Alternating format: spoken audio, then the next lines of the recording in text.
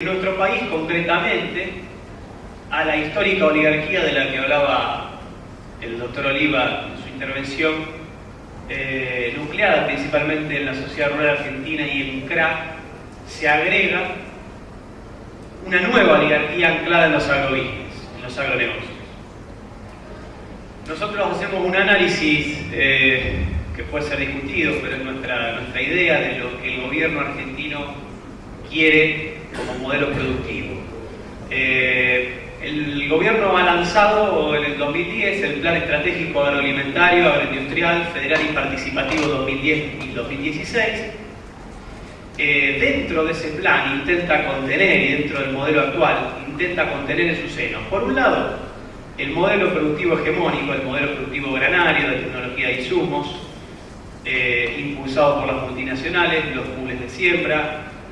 La producción de commodities en ascenso es el objetivo. Se habla de 150 millones de toneladas de granos para 2016. Estamos en los 100 millones de toneladas. La idea es un 50% más en tan solo 5 años.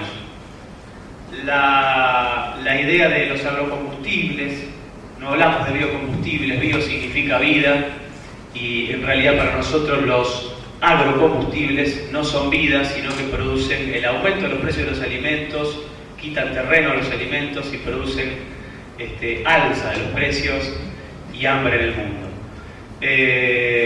Por supuesto que la idea de la exportación ganadera. Y por otro lado, dentro de ese plan, el gobierno intenta contener a los agricultores familiares. Hay una relación de tipo asistencial en un lugar marginal de los organismos del Estado, donde hay intentos de cooptación, se habilitan canales muy controlados de debate y opinión, pero en definitiva y en el fondo de la cuestión, el fondo de la política agropecuaria se define con la burguesía agraria y sus representaciones gremiales. Bueno, la organización regional de la Argentina, lo que explica un poco su gran cantidad de climas, de suelos, las 5 regiones, un poco para dar la idea de la posibilidad de una producción diversificada que produzca alimentos sanos para todos los argentinos y asegure la seguridad alimentaria y la soberanía alimentaria del país. Nosotros creemos que en cuanto a la tierra hay 3 periodos, etapas históricas de la evolución agraria argentina. Un primer periodo de la conquista hasta principios del siglo XX, toda la concentración de la tierra, el despojo a los pueblos originarios y la fundación de las primeras estancias durante el siglo XIX y el modelo productivo basado en el latifundio y en la estancia. Un segundo periodo que puede decir que se arranca tiene las rebeliones chacareras de principio de siglo tienen que ver con este segundo periodo, que hay una reorganización y una redistribución de la tierra, y fundamentalmente con la creación del Consejo Agrario Nacional en el año 40, la ley de arrendamientos en el año 48, el primer y segundo gobierno de Perón. Se generan 95.000 nuevos propietarios rurales de carácter familiar, lo que se llama la pequeña y mediana, los pequeños y medianos chacareros, productores familiares. Y un tercer periodo, que estamos en ese tercer periodo todavía, que es a partir de la dictadura cívico-militar, donde hay una nueva fase de concentración de la tierra, una nueva fase de despojo de los recursos productivos, que se agudiza fundamentalmente en los 90, si uno ve el censo, ahora vamos a ver, 88 y 2002, y en la actualidad también se agudiza la concentración en pocas manos del bien tierra. Ahí hay una clara tendencia. En el 88 había en la Argentina 421.221 explotaciones agropecuarias. En términos vulgares se habla de productores. En realidad, explotaciones agropecuarias, porque algunos son en términos productores genuinos, otros son empresas. Pero bueno, en el 2002, 14 años después, en la etapa más oscura del neoliberalismo en Argentina, se arrojó, tenemos 333.000 explotaciones agropecuarias, es decir, una desaparición de casi 90.000 productores en la Argentina. El censo 2008, decíamos, no se puede tomar seriamente el censo agropecuario, pero de lo que podemos ver y podemos inferir, podemos decir que han desaparecido en 6 años, del 2002 al 2008, unos 35.000 productores. Estamos alrededor de los 300.000 explotaciones agropecuarias en el país. De esos casi 300.000, la desaparición, antes de la desaparición, para dar una idea de la concentración de la tierra, hay 936 grandes terratenientes, fondos de inversiones, pools de siembra, que cada uno en promedio tiene 20.000 hectáreas, poseen 4 veces más territorios, más tierras que un total de 206.000 productores familiares con una escala de hasta 200 hectáreas.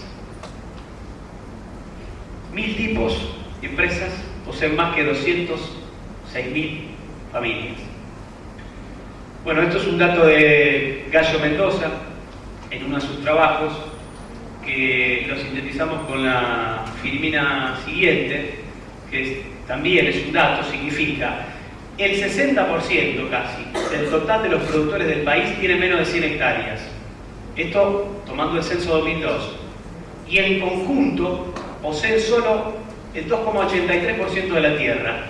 A la inversa, en la otra parte de la pirámide, el 2% del total de los grandes propietarios y empresarios, con un promedio de 5.000 hectáreas cada uno, poseen en conjunto el 50% de la tierra, casi a la inversa del dato anterior. La reducción en esa etapa de la década del 90 tiene que ver con la desaparición mayoritariamente de un 77% de las explotaciones agropecuarias, de los productores que tenían hasta 100 hectáreas, y desaparecieron los pequeños, los chiquitos, los agricultores familiares, las comunidades campesinas, los pueblos originarios que fueron despojados. La disminución de la cantidad de personas que viven en las explotaciones agropecuarias, esto tiene que ver con un modelo que expulsa del campo para arrasar con ese desierto verde. A nivel país, en el año 88 residían 1.277.000 personas. En 2002, 1.233.000. Uno dice, bueno, no se redujo tanto. Se redujo en términos absolutos, pero además no contuvo el crecimiento vegetativo que debería haber aumentado en el campo. Eso habla de una tendencia en aumento. Habrá que ver los datos del censo realizado el año pasado. Obviamente que la disminución de la población que vive en el campo trae la disminución de la fuerza de trabajo ocupada en el sector, y hay una situación económica, social de los trabajadores agrarios que uno las puede ver no solo por la afectación de la salud en términos concretos de uso de plaguicidas, sino las condiciones de trabajo esclavo que se han puesto de manifiesto.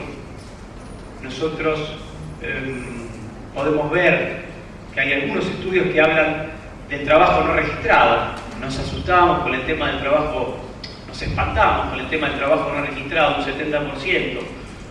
Se hablaba de los trabajadores del campo, cuando en la economía en su conjunto se habla de cercano a un 40%, y el grado de obscenidad, decíamos, de esclavitud de los obreros rurales, sometidos por empresas transnacionales y también por empresas nativas. Lo hemos visto en el caso de Lidera, de una cantidad de empresas grandes, monopolios extranjeros, pero también el caso nativo, el caso de Olmedo en Salta, ¿no?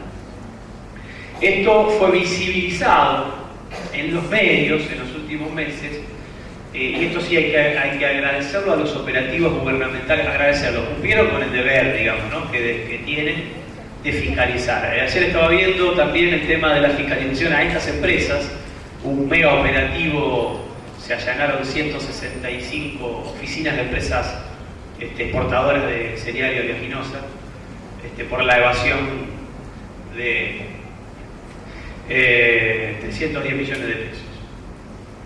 El salario promedio del sector agropecuario, 2.000 pesos, 2.040, el salario promedio en toda la economía es entre 1.700 y 3.800. Bueno, pero ¿cuál es la representación de los obreros rurales. La Unión Argentina de Trabajadores Rurales y Estibadores, su jefe, Jerónimo Momo Venegas, está alineado a Eduardo Duarte, a Luis Barrio Nuevo, es muy ligado a CRA y a Mario Llambías, y fue aplaudido en la última muestra de la rural. O sea, los estancieros, la oligarquía terrateniente argentina, lo aplaudió de pie al representante de los obreros y estibadores rurales. Bueno, creo que con ese dato no hacen falta más datos. La tenencia de la tierra y las diversas problemáticas, digo, con esas representaciones, cómo defender la salud de los trabajadores rurales. Tenencia de la tierra y diversas problemáticas de agricultores familiares, comunidades campesinas, pueblos originarios y pequeños productores. Bueno, hay una conceptualización, nosotros decimos la agricultura familiar es una forma de vida, es una cuestión cultural, que el objetivo principal no es el ánimo de lucro permanente y en gran escala, sino la reproducción social de la familia en condiciones dignas, el trabajo directo, bueno, todo lo que tiene que ver con el trabajo entre sí de la familia y, por supuesto, la propiedad de los medios de producción, y ponemos, aunque no siempre de la tierra, pertenece a dicha familia. Las explotaciones agropecuarias de pequeños productores alcanzaban el año 2000 a casi 220.000, o sea que de esas 300.000 explotaciones, podemos decir que agricultores familiares, comunidades campesinas y pueblos originarios ocupan la gran mayoría, son unas 220.000. La tierra que poseen estas 220.000 son unas 23 millones de hectáreas sobre un total en la Argentina censada de más en menos 180 millones de hectáreas. Aportan el 53% del empleo total en el sector agropecuario a nivel nacional, producen entre el 50 y el 60% de los alimentos. Fíjense quién es el que asegura valga la redundancia, la seguridad alimentaria y la soberanía alimentaria, si no es este sector. El alimento que nosotros comemos en gran parte se debe al sector de la agricultura familiar. Las causas fundamentales de la mala situación que pasan los agricultores familiares. Por un lado, el modelo de los agronegocios que viene de la mano de una serie de políticas públicas. El poder real impulsa en el poder formal, en el poder político, una serie de políticas que han influido en la estructura socioeconómica del agro argentino, en la estructura socioeconómica de la Argentina, porque influir en la estructura socioeconómica del agro es influir en la Argentina en sí misma. Y bueno, medidas conocidas seguramente por muchos de nosotros algunas, la desaparición de las juntas nacionales de granos y carnes en la década del 90, la eliminación de las juntas reguladoras del algodón, de la yerba mate, del precio sostén, la falta de leyes anticorporaciones, anticoncentración, en contra de la estabilización de la tierra. Ahora se está presentando en el Congreso, todavía no ha llegado a la Cámara, fue presentado en conferencia de prensa, ustedes habían visto a la Presidente Cristina Fernández. Es muy positivo que se haya presentado un proyecto contra la extranjerización, que regula la extranjerización de la tierra. Tiene alguna falta de profundidad el proyecto, no es todo lo que queremos, pero es bueno que se abra el debate sobre estos temas de la propiedad, la tenencia de la tierra. Es muy bueno que desde el Ejecutivo se abra el debate. En el 80 la dictadura terminó de liquidar el Consejo Agrario Nacional, creado en el 40, así que nosotros decíamos recién, producto o gracias al cual se habían creado 95.000 nuevos productores. Bueno, también la dictadura desguazó la ley de arrendamientos, lo que permitió que los pools avanzaran y pudieran alquilar campos por un año a los agricultores familiares e influir fuertemente en esta cultura rentística de la pampa húmeda, donde se ha dejado de producir y se vive de la renta, del alquiler del campo.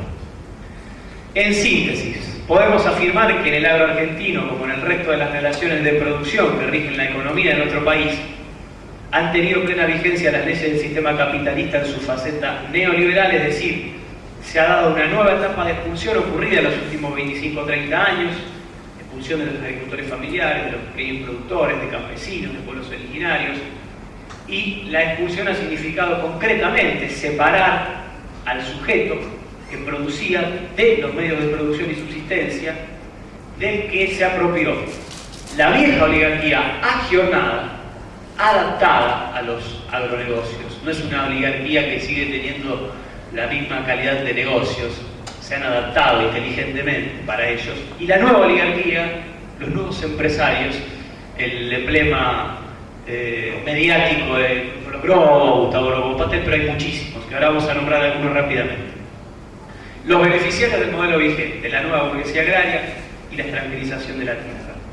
Nosotros vemos que, en base a la síntesis que recién hacíamos, la bipolaridad entre latifundio y minifundio, grandes extensiones, donde la estancia ponía a producir a los campesinos y obreros rurales, o alquilaba, y había grandes extensiones sin producir. Hoy toda la tierra está en producción.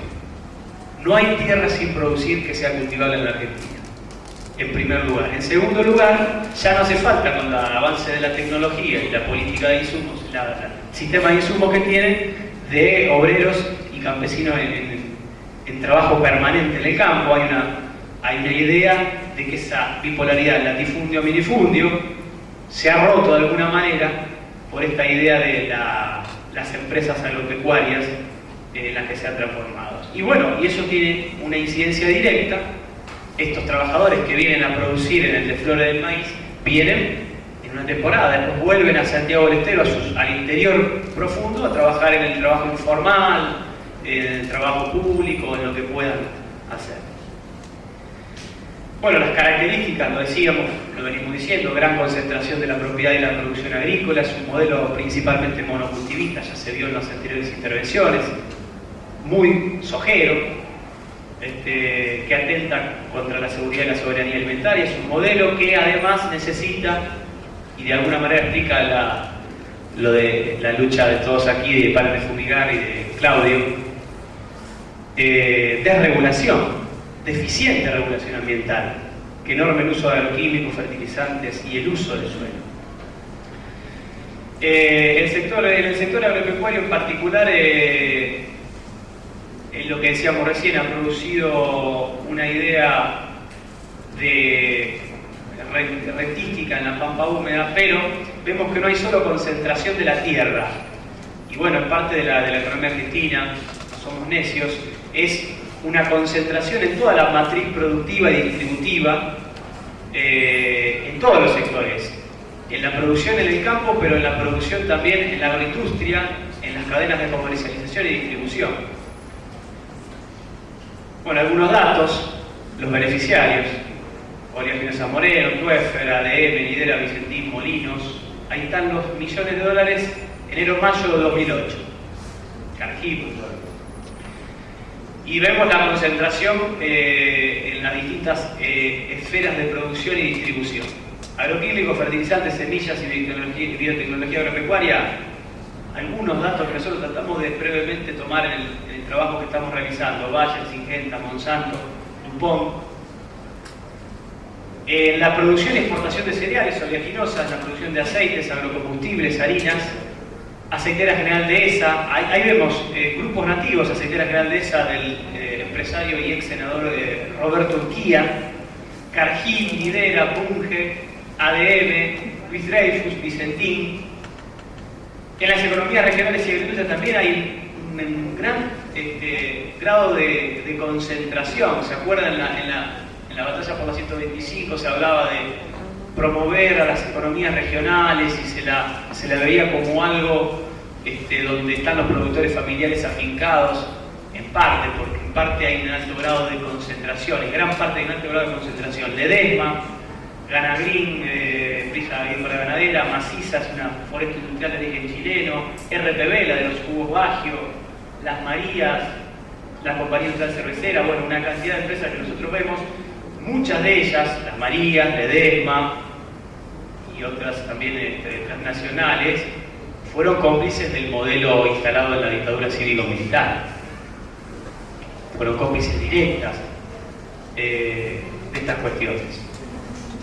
Los pools de siembra, decía recién, por el grupo Los Grobos, controlada por Gustavo, 150.000 hectáreas. Después también Grobocopatel Hermanos, 200.000 hectáreas. El Tejar, 180.000 hectáreas, entre Argentina, Bolivia, Brasil y Uruguay. Cresud, 165.000 hectáreas. Adecoagro, del magnate húngaro estadounidense George Soros, 200.000 hectáreas, el mismo socio de Aranda, José Aranda, en la represa Llui Grande, Casenave y Asociados, subsecretario de Agricultura de la Rúa, Jorge Casenave, MSU, Goyaite de la familia Pérez Compán. Estos son los beneficiarios del modelo. Los principales estamos, Arcor, algunos los millones de litros, la Drita, la Biolcati, Adecuado de Soros, el Relojel Socianónimo, Mañasco, que también es de la familia Biolcati, Boli Rubio y Agro Hedera, para decir algunos emblemas de la concentración de tampos. Han desaparecido más de 30.000 tampos en la Argentina. Las gigantes lácteas, la Serenísima y Sancor, lo vemos cuando podemos ir al súper. Las marcas líderes que concentran la comercialización de estos productos. Galletitas, pastas y golosinas, Kraft y Arcor. Kraft, una gigante multinacional con base en Norteamérica. Arcor, nativa, pero después transnacionalizada también. Una parte la compró Quick Food. Y después siguen los ejemplos. En los feedlots también hay grandísimos feedlots. Hay grandísimos frigoríficos como Paladini, Quick Food y Swift, que concentran la producción frigorífiquera. En maquinarias agrícolas la concentración en John Deere, Caterpillar y algunos más.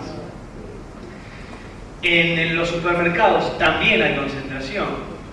8 grandes cadenas: Carrefour, Walmart, Jumbo, Disco, Coto, la sociedad anónima importadora que opera mucho en la Patagonia, Libertad Casino. Solo 2 son nativos, Coto y la Anónima, concentran el 80% de las ventas totales. La extranjerización de la tierra, bueno, 22 millones de hectáreas se estima están en manos de extranjeros. No solo el tema de la extranjerización, sino también la alta concentración. Son un puñado de empresas y de personas físicas extranjeras. Este mapa no se ve porque es un poco chiquito, pero muestra que los dueños extranjeros de la Argentina, la cantidad de territorios que tienen equivalen a la República, al país italiano, o las provincias de Córdoba, Tucumán, Catamarca y Jujuy juntas. Bueno, Benetton, las Tompkins, Forley, Ted Turner, Joseph Lewis son algunos de los nombres. Ahí vemos la peligrosidad de las zonas de frontera. Esta es una doble peligrosidad porque atenta concretamente sobre la soberanía, pero no solo la tierra, debajo está el agua. Hay recursos acuíferos muy importantes que tienen que ver con la salud humana. El agua es el primer alimento, dice el compañero Juan José Noste. El primer alimento es el agua. Vienen por el agua y por eso digo, se saluda la idea de una ley contra la extranjerización. Tiene algunos límites un poco altos, como que el 20% de la tierra es lo que se permite, ya estamos en el 20%. Y también no afecta derechos adquiridos, dijo la presidenta. Eso es bastante debatible, porque hay muchos de estos empresarios que han adquirido las tierras por métodos no santos, por métodos ilegales, por medio de fraudes. O sea, no es un derecho adquirido el derecho que no se adquirió legalmente, legítimamente. Entonces había que rever gran parte de esas tierras extranjerizadas para restituirlas al patrimonio nacional y repartirlas a los que verdaderamente la pueden poner en producción y para el beneficio de las grandes mayorías del pueblo argentino. Nosotros decimos que, bueno, ante este panorama, si hablamos en términos de adversarios o enemigos, de estos que nos dominan, es muy grande. Pero bueno, del otro lado está el pueblo. Nosotros creemos que está el sujeto pueblo, una clase obrera que empieza en su gran variedad a renacer, y entendiendo al sujeto pueblo como los medianos y pequeños empresarios del campo, los agricultores familiares, las comunidades campesinas, de la ciudad, también los cuentapropistas, los profesionales, los comerciantes, los microemprendimientos, las cooperativas, las empresas recuperadas de la economía social, los estudiantes, los intelectuales, los artistas, los comunicadores populares, todos aquellos que componen el sujeto social y político que de una u otra manera lucha por un país con hambre cero, desocupación cero, y por supuesto, para que haya hambre cero, desocupación cero, tiene que haber salud socioambiental, tiene que haber producción diversificada, desconcentrada, que garantice la soberanía y la seguridad alimentaria de todos los argentinos. Nosotros decimos, desde nuestro punto de vista, que hay que superar las vallas del neoliberalismo, hay que distribuir la riqueza y, para nuestro punto de vista, hay que empezar a construir, por lo menos, una etapa post-neoliberal que para nosotros es el socialismo del siglo XXI. Los ejes de la propuesta del Movimiento Campesino Liberación. Hay algunos ejes. La función social de la tierra es un eje que estaba en la Constitución del 49, que fue abrogada en el 58. O sea, la tierra no puede ser, y la propiedad en su conjunto no puede ser utilizada, abusada, sino que tiene que ser, es un bien que ayuda a la vida humana, de donde se reproduce la vida humana, y por lo tanto tiene que cumplir una función social. Para eso hay que recuperar el rol del Estado, hay que reestructurar la tendencia a asegurar la soberanía y seguridad alimentaria de nuestro pueblo. Para ello hay que plantear ordenamientos territoriales que garanticen en todo el país producciones sustentables con relación al ambiente y la salud, y tener como objetivo estratégico en el mediano y largo plazo la realización de una reforma agraria integral. Termino con esto. Algunas de las propuestas legislativas concretas. En el corto plazo, una ley de suspensión de los desalojos. Ustedes habrán visto en el NOA, en el NEA, hay desalojos judiciales y hay desalojos con topadoras, con balas, sumamente violentos. Una ley que suspenda esos desalojos y que ponga la idea de una segunda ley para regularizar la titularidad de la tierra, pero con asistencia técnica, financiera e infraestructura para los agricultores familiares. Una ley que establezca franjas no fumigables para todo el país. Hay proyectos presentados. O podría llamarse Ley de Desarrollo Rural Periurbano libre de agroquímicos. Esas franjas de las que hablaba Claudio anteriormente. En esto, obviamente, que tiene que haber un cambio de categorización de los agrotóxicos. Una nueva ley de arrendamientos a parcelas rurales que haga factible que se incorporen por vía de los alquileres pequeños agricultores y agricultores familiares. El restablecimiento de las juntas nacionales de granos y carnes. El restablecimiento de las juntas reguladoras del algodón. Tiene que haber retenciones segmentadas todavía en los principales granos de exportación. Tiene que haber, decíamos, recién lo debatíamos, una ley de freno a la extranjerización. Una nueva ley de trabajo agrario. Hay un proyecto presentado, estamos estudiándolo por el Poder Ejecutivo. Decimos, el Momo Venegas, que recién decíamos, el falso representante de los obreros rurales, se opone a este proyecto. Entonces, si él se opone, quiere decir que este proyecto tiene algunas cosas buenas. Planes para fortalecer a las organizaciones campesinas y de agricultores familiares. En el mediano plazo, un plan de ordenamiento territorial con planes de ordenamiento regionales, provinciales, elaborados de manera participativa. Una ley de uso racional del suelo agrícola, y con eso decimos diversificación, respetar los climas, los suelos, las aguas de nuestro país. Bueno, y algunas cosas más que plantear.